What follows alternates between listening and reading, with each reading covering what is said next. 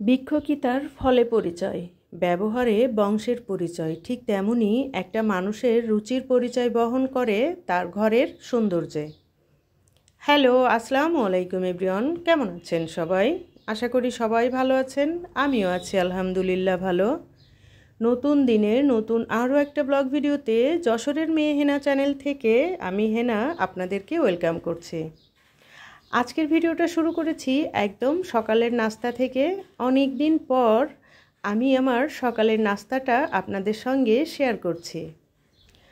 আমার কণ্ঠটা শুনে ইতিমধ্যে বুঝে গিয়েছেন যে আমি কিন্তু পুরোপুরি সুস্থ হইনি, যার কারণে আজকে ঘরে থাকা কিছু ফল দিয়েই একটা হেলদি নাস্তা রেডি করে নিয়েছি।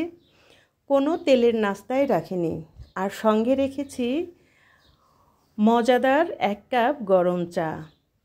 সকালে উঠে এরকম 1 কাপ গরম চা খেলে কিন্তু শরীরে অনেকটাই এনার্জি পাওয়া যায়, আর আমার জন্য কিন্তু চাটা খুবই দরকারি। অবশ্য রং চা হলে ভালো হতো, তবে আমার কাছে না রং চাটা ভালো লাগে না। শুরুতে যে কথাগুলো বললাম, ঘর সাজানোর জন্য কিন্তু অনেক কিছুর প্রয়োজন হয় না, দামি দামি ফার্নিচার, শোপিস, কোনো কিছুরই প্রয়োজন নাই। অল্প কিছু জিনিস দিয়েই কিন্তু আপনি আপনার রুচির পরিচয়টা ফুটিয়ে তুলতে পারেন।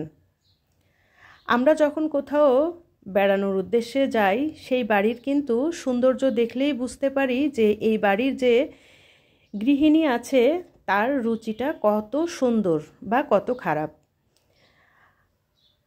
আমরা কিন্তু খাবার সব সময়ই খাই, তবে খাবারটা যদি একটু সাজিয়ে গুছিয়ে সুন্দর করে পরিবেশন করি তাহলে কিন্তু সেটার টেস্টটা আরও বেড়ে যায়। আপনি যাই খান না কেন বা যে কোনো ড্রেসই পরেন না কেন, একটু সুন্দর করে ড্রেসগুলো পরিষ্কার করে ধুয়ে আয়রন করে পরলেই দেখবেন খুবই ভালো লাগছে। খাবারটাও ঠিক তেমনই, আপনি যখন একটু খুব সুন্দর করে রেডি করে খাবেন দেখবেন খেতে কিন্তু খুব ভালো লাগছে। কথাই বলে না, প্রথমেই হচ্ছে দর্শনদারি, তারপরে গুণবিচারী। যাই হোক, নাস্তা খেয়ে সব কিছু ধুয়ে এখন চলে এসেছি। আজকে আমি আমার ডাইনিং রুমটার নতুন একটা লুক দিব বা নতুন করে গুছিয়ে নেব, তার জন্য। আমার বাসার টিনটির লাইনটা যেহেতু ডাইনিং রুমেই থাকে, তো সেটার উপরেও একটু ময়লা পড়ে গিয়েছিল, সেটা মুছে নিয়েছি। আর এখন আমি আমার টেবিলের উপরের সব কিছু নামিয়ে, টেবিলটার যে আগের রানার ছিল বা টেবিল ম্যাট ছিল সব কিছু কিন্তু তুলে নিচ্ছি। আমি সব সময় যেটা বলি, ঘর সাজানোর জন্য আমার কাছে দামি দামি কোনো কিছুরই প্রয়োজন হয় না। আমি সব সময় একটু ঘুরে ঘুরে জিনিস কিনতে পছন্দ করি, তবে সেটা হতে হবে সস্তায়। আমি সবগুলো জিনিস তুলে নিয়েছি, তারপরে টেবিলটা খুব সুন্দর করে এই তো মুছেও নিয়েছি। আর ফাইনালি আমার টেবিলটা আপনাদের সঙ্গে একটু শেয়ার করছি। আমি জানি এটা অনেকেরই পছন্দ হবে না, এখানে কোনো ডিজাইন নাই, একদম সিম্পল।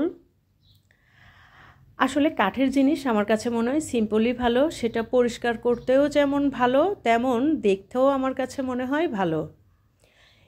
যত সিম্পল রাখবেন তত কিন্তু ময়লা কম আটকাবে, একটু মুছে দিলেই হয়ে যাবে।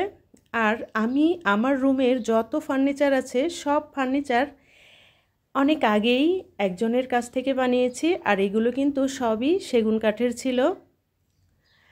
বর্তমান ডিজাইনের সঙ্গে আমার এই টেবিলের ডিজাইনের কোনো মিল নেই, কিন্তু আমার কাছে খুবই ভালো লাগে। আর ফাইনালি আমি খুব ফুলের প্রিন্টের একটা টেবিল ম্যাট বিছিয়ে দিয়েছি, আর তার সঙ্গে খুব সুন্দর একটা রানারও বিছিয়ে দিয়েছি। আর উপরে দিয়ে দিচ্ছি হচ্ছে ট্রান্সপারেন্ট যে কাগজগুলো আছে সেটা। এটা থাকলে না নিচের জিনিসটার কালারটা খুব সুন্দর থাকে, আর উপরে হালকা ময়লা পড়লেই একটু মুছে দিলেই কিন্তু খুব সুন্দর পরিষ্কার হয়ে যায়। আর ফাইনালি আমি আরএফএল থেকে যে ট্রেটা এনেছিলাম সেটাও দিয়ে দিয়েছি।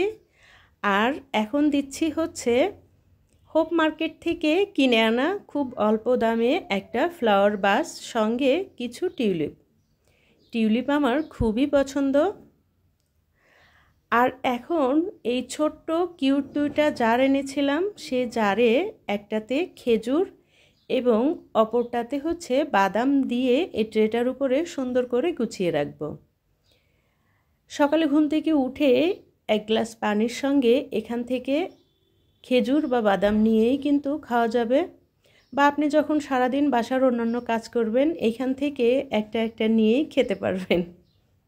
আমার এই ঘরের রেডি করার যে জিনিসগুলো সবগুলো কিন্তু একসঙ্গে কিনি না। এক একটা সময় যখন আমার একটা একটা জিনিস পছন্দ হয় সেটা আমি কিনে এনে রেখে দিই, আর তারপরে একসঙ্গে সব কিছু দিয়ে তারপর আমি আমার রুমটা বা কর্নারটা রেডি করি। ফাইনালি কিন্তু আমার এই ছোট্ট ট্রেটার উপরে দেখতে অনেক ভালো লাগছে। আপনারা সুন্দর একটা কমেন্টসের মাধ্যমে জানাতে পারেন যে আমার এই ছোট্ট টেবিলটা রেডি করা কেমন হয়েছে। আমার কাছে খুবই পছন্দ হয়েছে। আর এখন হয়তো অনেকের মনেই প্রশ্ন জাগবে, কি এমন সাজিয়েছেন যে যেটা আপনার রুচির পরিচয় পাওয়া যাচ্ছে। দেখেন, আমার কাছে যা কিছু আছে সেটা দিয়েই আমি সাজিয়ে নিয়েছি, আর আমার কাছে না খুবই ভালো লাগছিল। আর এখন ছোট্ট যে টিস্যু হোল্ডারটা সেটাও রেখে দিয়েছিলাম। যতই দিন যাচ্ছে আমরা কিন্তু একটা নির্দিষ্ট গণ্ডির ভিতরে আবদ্ধ হয়ে যাচ্ছি, আর এই গণ্ডিটা হচ্ছে আমাদের ঘর। আমরা কিন্তু সব সময় ঘরেই থাকি, বাহিরে কিন্তু খুবই কম যাওয়া হয়। আর এই ঘরটা যদি আমাদের কাছে একঘেয়েমি লেগে যায়, ভালো না লাগে, তাহলে কিন্তু খুবই কষ্ট হবে আমাদের এখানে থাকার জন্য।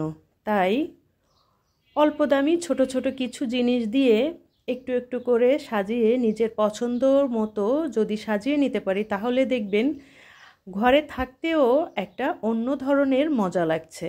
আপনার ঘর যদি আপনার ভালো লাগে তাহলে কিন্তু আপনার আর বাহিরে যেতে ইচ্ছে করবে না।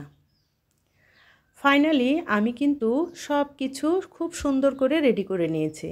আর যে চেয়ারগুলো, সেটার ডিজাইন কিন্তু আমি আপনাদেরকে আগে দেখিয়েছি, তাই আজকে চেয়ারের যে কভার সেগুলো খুলিনি।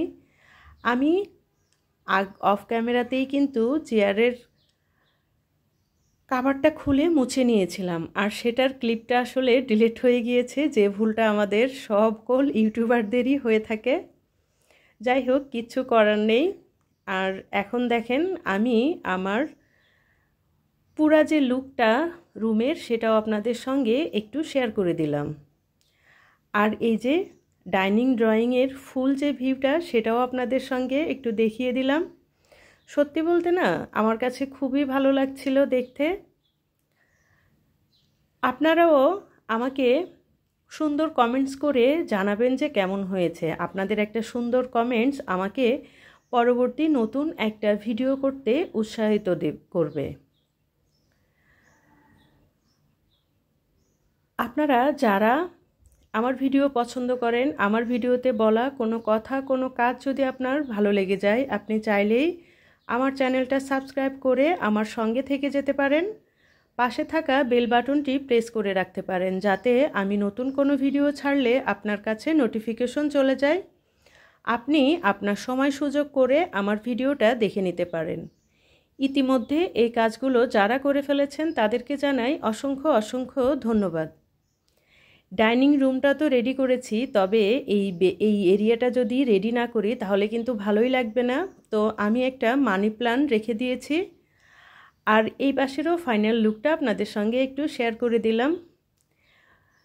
সব কিছু গুছিয়ে একদম খুব সুন্দর করে নিয়েছি। আমি আমার সাধ্যের ভিতরে চেষ্টা করি সবসময় একটু গুছিয়ে পরিষ্কার পরিপাটি করে রাখার জন্য।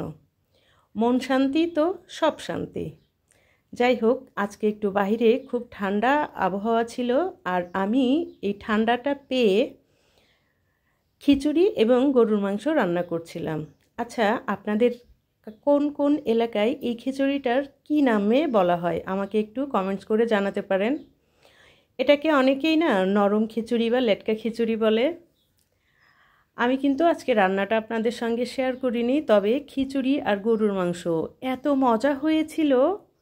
আজকের ভিডিওটা না সন্ধ্যার এই আবহাওয়াটা দিয়েই শেষ করছি। আল্লাহ হাফেজ।